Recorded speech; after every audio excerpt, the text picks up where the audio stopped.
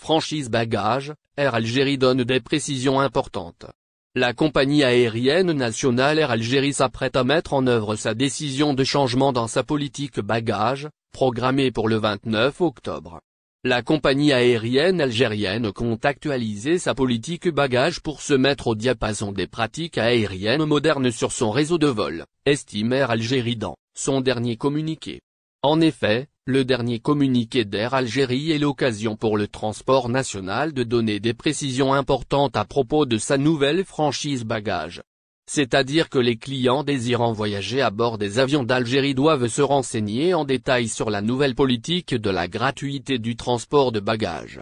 Air Algérie, la franchise bagages, varie en fonction de l'itinéraire et de la classe de service. Cette franchise varie en fonction de votre itinéraire, de la classe de service économique, affaires, première, ainsi que du statut de la carte de fidélité lors du passage, précise la compagnie aérienne algérienne qui invite le client à connaître sa franchise bagages, soit au moment de la réservation ou à l'achat du billet, soit sur le billet électronique, applicable pour chaque passager. Et c'est le symbole 1 PC ou 2 PC qui détermine le nombre de pièces de bagages gratuites autorisées. Donc, si la réservation se fait en ligne, le client doit vérifier la franchise bagages affichée, prévient Air Algérie.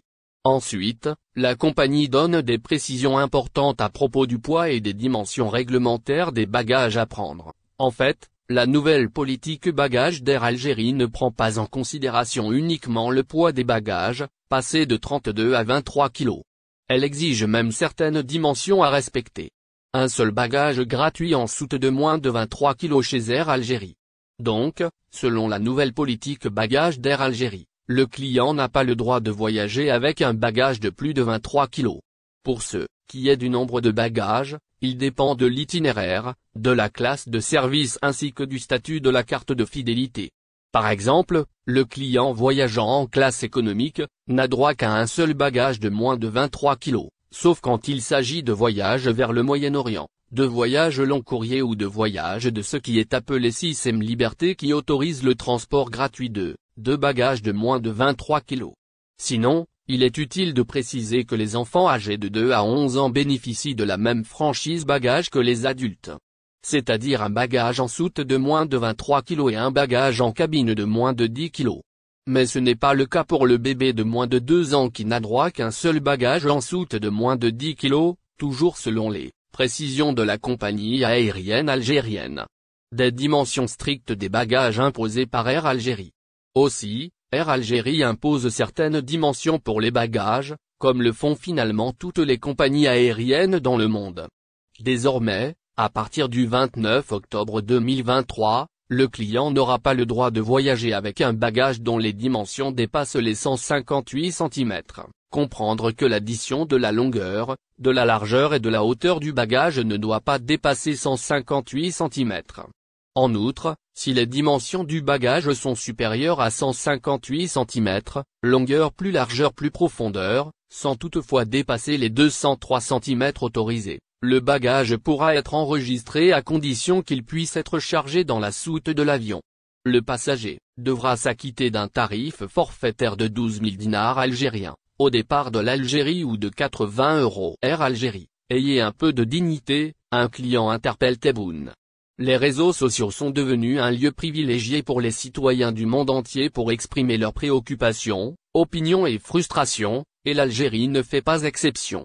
Récemment, un client mécontent des services de la compagnie aérienne nationale, Air Algérie, a choisi de manifester son insatisfaction de manière publique et directe en interpellant le président Abdelmadjid Tebboune, et s'en identifiant le compte officiel du président algérien dans sa publication. L'incident, qui a eu lieu sur X exemple Twitter, a suscité l'attention et la réaction de nombreux internautes. Dans sa publication, l'internaute a mis en lumière une comparaison entre les repas servis par Air Algérie et ceux d'Air France, une compagnie aérienne internationale de renom.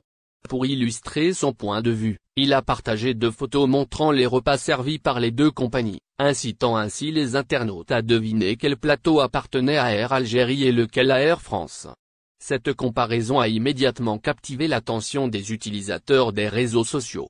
Le voyageur a souligné que le repas d'Air France avait été servi en classe affaires, tandis que celui d'Air Algérie avait été offert en première classe, mettant ainsi en avant une disparité flagrante entre les deux expériences de voyage. Il a également critiqué la présentation et la qualité des repas, relevant des différences significatives entre les deux compagnies. Sur le plateau d'Air Algérie, le client a identifié un plat de poulet aux légumes comme plat de résistance, une option qui, selon lui, est souvent servie par la compagnie nationale. En dessert, Air Algérie a proposé à ses passagers de première classe une part de pâtisserie et quelques raisins. Cependant, chez Air France, le repas comprenait un plat à base de légumes et d'œufs, accompagné de fromage et de pain. Ce qui a particulièrement retenu l'attention, c'est la présentation soignée des repas d'Air France, caractérisée par l'utilisation d'ustensiles en céramique et de couverts en inox. En contraste, le repas d'Air Algérie était servi dans une boîte en plastique, ce qui a suscité des critiques de la part de l'internaute. Le client a exprimé sa déception envers Air Algérie en ces termes: « Un peu de dignité s'il vous plaît, vous donnez une piteuse image de l'Algérie ». Il a souligné le contraste entre les verres et les assiettes en plastique utilisés par Air Algérie lors d'un vol en première classe, alors qu'Air France servait à ses voyageurs en classe business de la vraie vaisselle en céramique et des couverts en inox. Cette observation a renforcé son sentiment de mécontentement envers la compagnie nationale algérienne, qu'il estime ternir l'image de l'Algérie à l'étranger. La publication de cet internaute a suscité de nombreuses réactions sur les réseaux sociaux, avec de nombreux utilisateurs partageant son point de vue et exprimant des préoccupations similaires. Les internautes ont également commenté l'importance de la qualité des services proposés par les compagnies aériennes nationales, en particulier lorsqu'elles représentent un pays à l'étranger. Cette interpellation publique de Tebboune par le client d'Air Algérie mécontent met en évidence l'importance de la qualité des services fournis par les compagnies aériennes nationales et leur impact sur l'image de l'Algérie à l'échelle internationale. Cela souligne également le rôle des réseaux sociaux en tant que plateforme pour le dialogue public et l'expression des préoccupations des citoyens. Les entreprises, y compris les compagnies aériennes, sont de plus en plus exposées à la critique publique, et leur réputation peut être grandement influencée par la manière dont elles répondent à ces préoccupations. Il reste à voir comment Air Algérie réagira à cette interpellation et si elle cherchera à améliorer la qualité de ses services pour satisfaire ses clients et préserver l'image du invité par son homologue Al-Sisi. Tebboune ne se rendra pas au sommet du Caire. Le président Tebboune a décliné l'invitation de son homologue égyptien de se rendre au Caire pour participer au sommet sur la situation en Palestine. Des désaccords profonds sur les moyens de règlement de la crise expliquent la décision de la présidence algérienne. Un sommet international sur la situation en Palestine se tiendra aujourd'hui au Caire, à l'initiative du président égyptien, Abdel Fattah al-Sisi. Le sommet du Caire devrait permettre de discuter de la situation en Palestine et des moyens de relancer le processus de paix à l'arrêt depuis plusieurs années, ont annoncé ses promoteurs. Le président de la République, Abdelmadjid Tebboune, convié par son homologue égyptien à prendre part à ce sommet, ne se rendra pas au Caire. Le président de la République, Abdelmadjid Tebboune, a reçu une invitation du président égyptien pour participer au sommet prévu demain aujourd'hui, au Caire afin de discuter de l'avenir de la question palestinienne et du processus de paix. L'Algérie a décidé de ne pas participer à ce sommet, apprend-on d'une source proche de la présidence de la République. Des profonds sur les moyens mis en œuvre par la communauté internationale et particulièrement certains acteurs régionaux dans le règlement de la question palestinienne expliquent la fin de non-recevoir de la présidence algérienne, explique-t-on et lointain.